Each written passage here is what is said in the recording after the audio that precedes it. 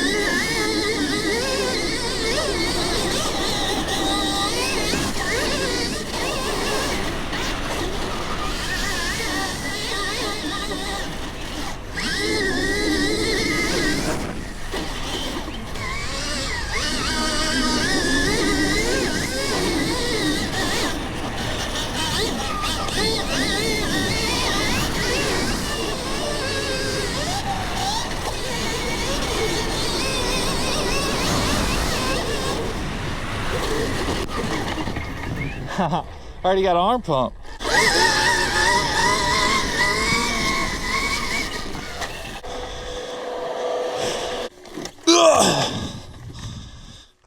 Okay, now I'm going to show you guys a very similar lap using the GoPro Hero 13. Like I said earlier, pay attention to the quality of the audio as well as the difference in color and just kind of overall quality.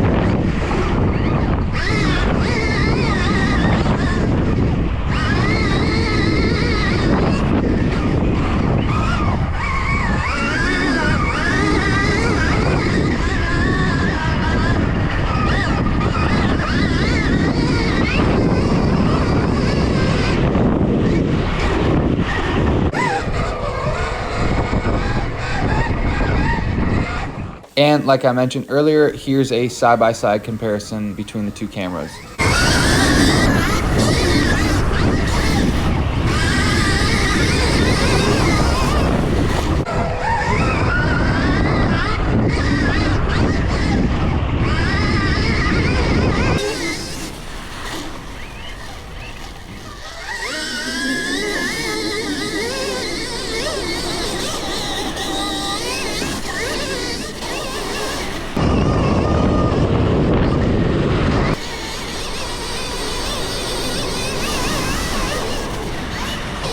Now, I tried to record these back to back to give you guys the most non-biased comparison that I could, but there's a pretty big difference right off the bat just between the audio quality, the color especially. The GoUltra is way more vibrant than the Hero 13, and not to mention the size and weight difference. The Hero 13 was actually weighing my helmet down in this video, versus the GoUltra, you don't even know it's on. Also, something I forgot to mention earlier on is the magnetic mountability of this camera. There's so many different mounting options that it comes with. You can literally just stick this thing anywhere and everywhere you want. This is probably the feature that I'm most excited for about this camera, because I don't know about you guys, but I'm getting pretty bored of having the same old angles all the time. Okay, so we just pulled off the track. Ran this thing to about, I was out there for 15-ish minutes.